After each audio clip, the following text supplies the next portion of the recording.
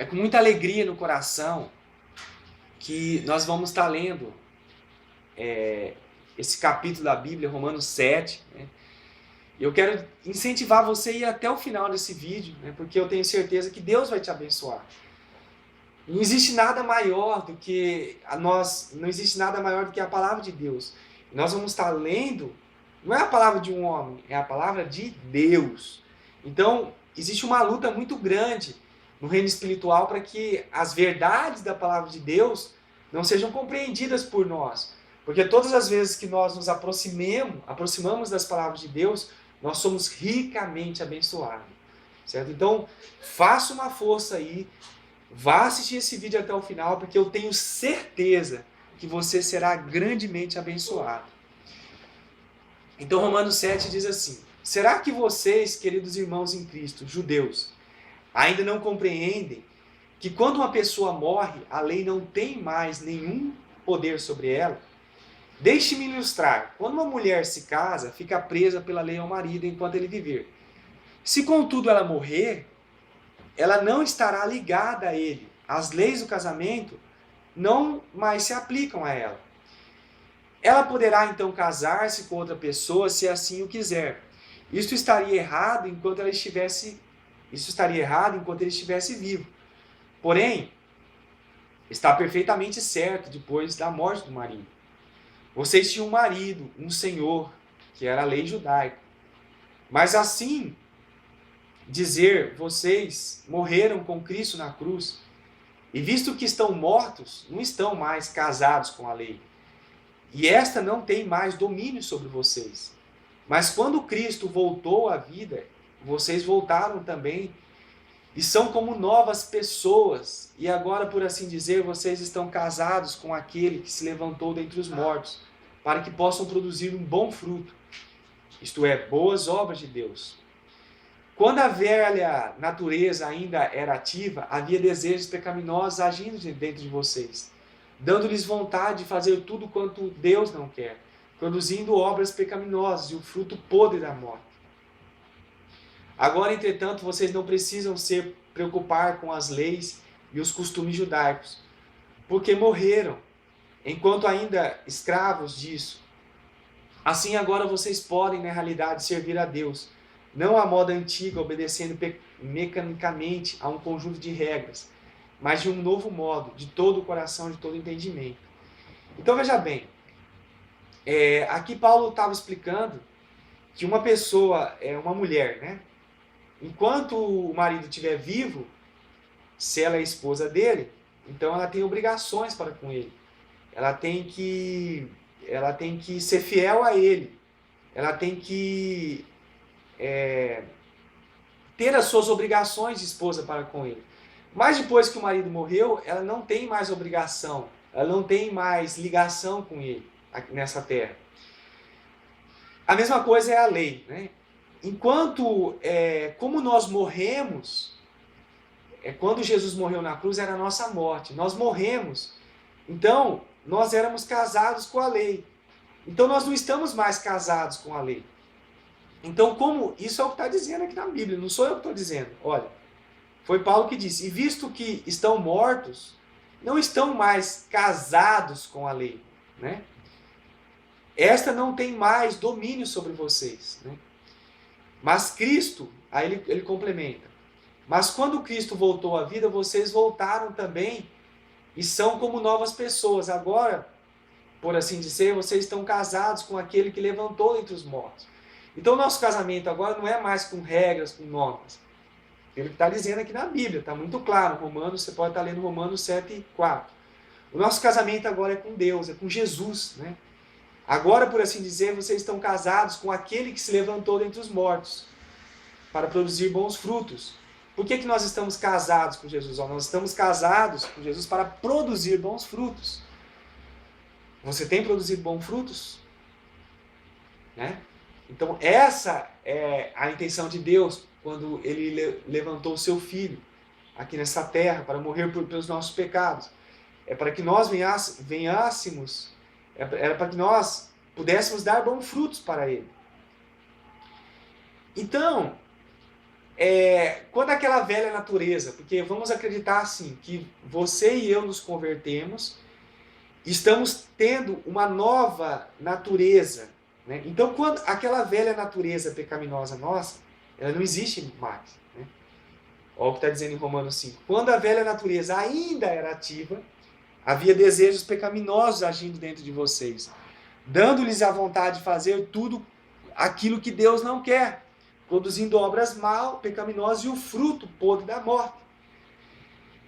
Então veja bem, agora quem reina em nós é uma nova pessoa, é uma nova natureza. Então, se existem ainda desejos maus dentro de nós, é porque nós não estamos permitindo que essa nova natureza de Deus reine em nós.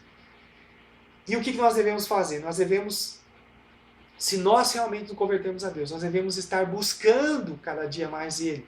Nós devemos estar nos apropriando dessa nova natureza, porque nós temos, você tem direito da nova natureza. Você tem direito de ser revestido com esse novo manto celestial. Mas você só será revestido com esse novo manto espiritual se o pecado estiver longe de você. Então veja bem, é como se Deus tivesse dado um manto santo, vamos dizer assim para nós entendermos, uma roupa celestial, e nós estamos lá de novo indo naqueles trapos velhos, naquelas roupas velhas, naquelas coisas podres.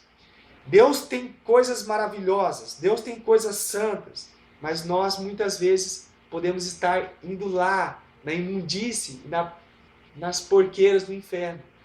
Então, vivamos realmente a nova vida que Cristo tem para nós. Nos revestimos em nome de Jesus da nova criatura que somos em Cristo Jesus. Veja bem, no 6 diz assim: agora, entretanto, vocês não precisam mais se preocupar com as leis e costumes judaicos, porque morreram enquanto ainda eram escravos disso tudo. Agora vocês podem, na realidade, servir a Deus, não à moda antiga, obedecendo mecanicamente a um conjunto de regras, mas de um modo novo, de todo o coração e todo o entendimento. Então a maioria dos judeus antigamente, eles serviam a Deus, mas era de uma forma mecânica, né? Era de uma forma muito metódica.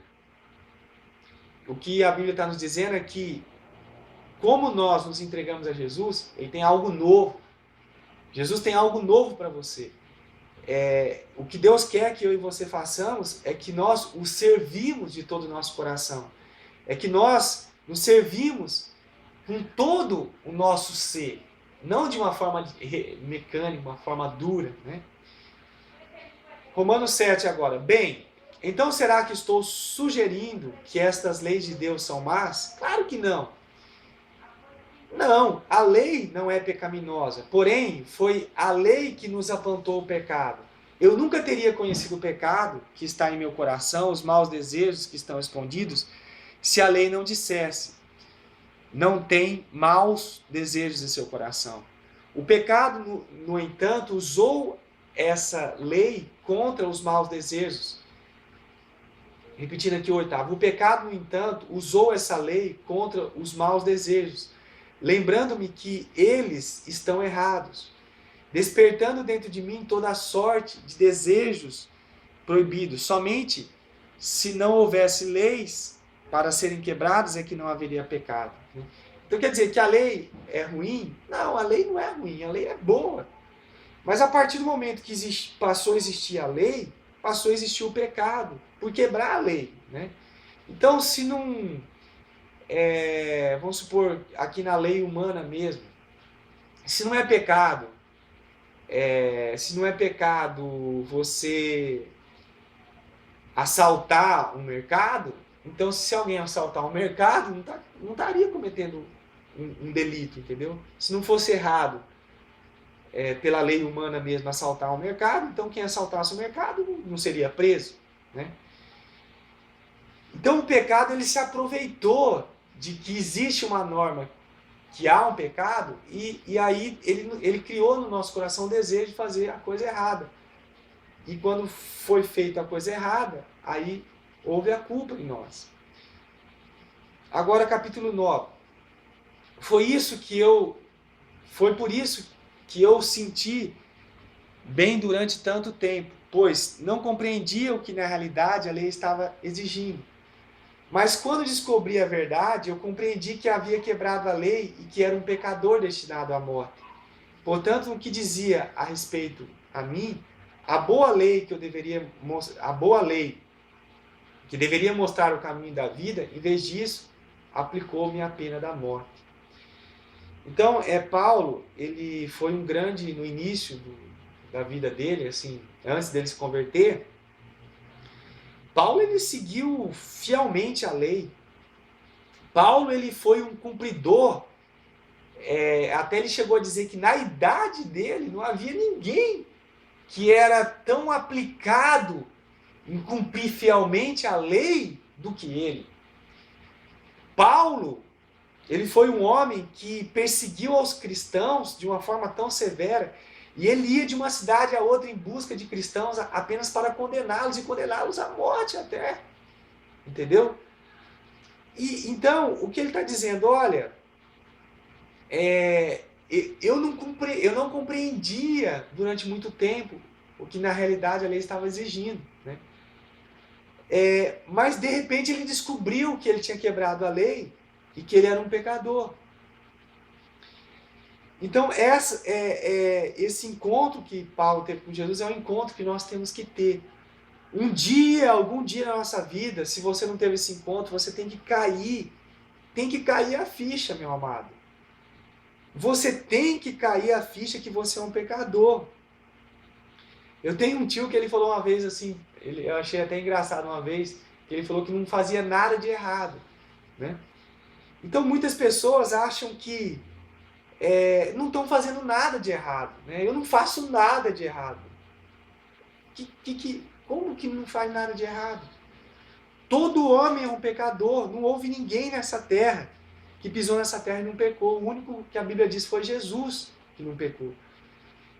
Então, de repente a ficha tem que cair, assim como caiu em Paulo. De repente ele percebeu que ele era pecador, que ele estava condenado para o inferno, né? Então a lei, ela só leva as pessoas para o inferno, porque ninguém consegue cumprir a lei, né? Não é que a lei foi mal, a intenção da lei foi boa, mas a lei, ela serviu para nós entendermos que nós andávamos errado. E o que acontece? Agora nós não podemos mais viver pela lei, porque assim como Paulo, de repente ele teve um encontro com Deus, né? Nós também devemos ter esse encontro com Deus através de Jesus, para que nós possamos andar corretamente e servir a Deus de todo o coração. Portanto, no que diz respeito a mim, a boa lei que deveria mostrar o caminho da vida, em vez disso, aplicou-me a pena da morte. O pecado me enganou, tomando as boas leis de Deus e usando para me fazer ser culpado da morte, né? Então veja bem, é como se o pecado usou aquilo que era bom. A lei era boa, vinha de Deus, mas o pecado se apropriou disso que era bom para me fazer culpado da morte. Mas como vocês veem, a lei em si ainda é inteiramente correta e boa. Então a lei é correta e boa. Mas como pode ser isso? Fica até uma coisa engraçada, né? Como pode ser isso? Ó, Romanos 13. A lei não causou a minha condenação, como então ela pode ser boa? Não foi o pecado, coisa diabólica como ele é, que usou aquilo que era bom para levar-me à condenação?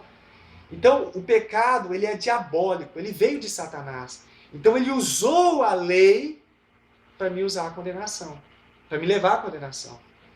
Portanto, vocês podem ver como ele é astuto, mortífero e detestável.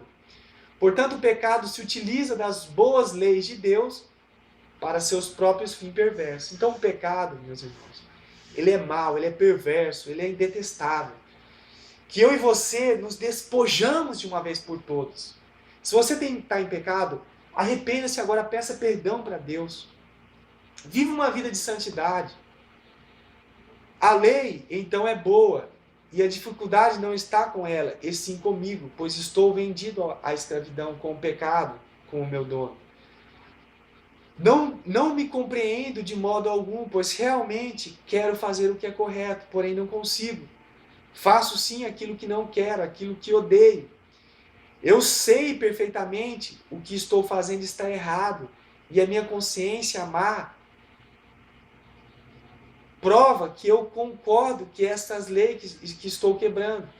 No entanto, não posso evitar por mim mesmo, porque já não sou eu que estou fazendo, é o pecado dentro de mim, e que é mais forte do que eu, que me obriga a fazer essas coisas. Então veja bem, apesar de muitas vezes nós sabermos que algo é errado, quem não sabe, por exemplo, que o vício, eu estou dando só um exemplo, porque quem não sabe que usar droga é pecado, mas a pessoa não consegue se livrar. Por quê? Porque não é ela que está fazendo isso, é o pecado que está dentro dela, que tem esse desejo de fazer isso. Quem sabe que adulterar, a maioria das pessoas sabe que adulterar é pecado, que prostituir é pecado, mas por que muitas vezes a pessoa não consegue deixar de fazer isso? Porque é o pecado que está dentro dela que obriga ela a fazer isso. Então muitas vezes quando nós que somos filhos de Deus, que entregamos nossa vida ao Senhor, que se convertemos a Ele, muitas vezes, mesmo que nós entregamos a vida ao Senhor, muitas vezes, ainda o pecado, ele quer tomar conta de nós. E ele salta de dentro de nós, ele toma conta muitas vezes da nossa vida em uma área. Mas nós devemos nos levantar. Como Cristo se ressuscitou, nós devemos nos ressuscitar. E nós devemos colocar o pecado no lugar dele, que é debaixo dos nossos pés. Assim como Cristo venceu o pecado, eu e você temos o poder. O mundo não tem esse poder de vencer o pecado. Se o pecado está nos vencendo, é porque nós estamos deixando ele nos vencer. Mas nós que entregamos a nossa vida a Jesus, nós temos o poder sobre o pecado. Continuando aqui no 18. Eu sei que estou... Olha só o que diz aqui no 18. Perdão aí que caiu o mouse, que fez um barulho aí. Mas olha só. Eu sei que estou completamente corrompido no que diz respeito à minha velha natureza pecaminosa. Então, é como se fosse a velha natureza está dentro de nós e a nova natureza está dentro de nós.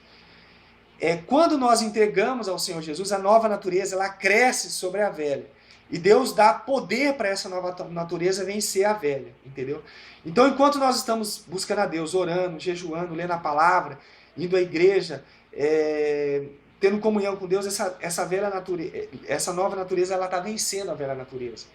Mas olha só o que Paulo diz a respeito da velha natureza. Eu sei que estou completamente corrompido no que diz respeito à velha natureza pecaminosa. Seja para que lado for e que me volte, não consigo fazer o bem. Quero sim, mas não consigo. Então, o que Paulo está dizendo é em relação a essa velha natureza. Essa velha natureza, ela está carregada de derrota. Se eu deixar a velha natureza me controlar, só vou fazer o que é errado, só vou fazer o que eu não quero. Aí no 19 diz assim, quando quero fazer o bem, não faço, por causa da velha natureza. Quando procuro não errar, mesmo assim erro. Agora, se estou fazendo aquilo que não quero, é simples dizer onde está a dificuldade. O pecado ainda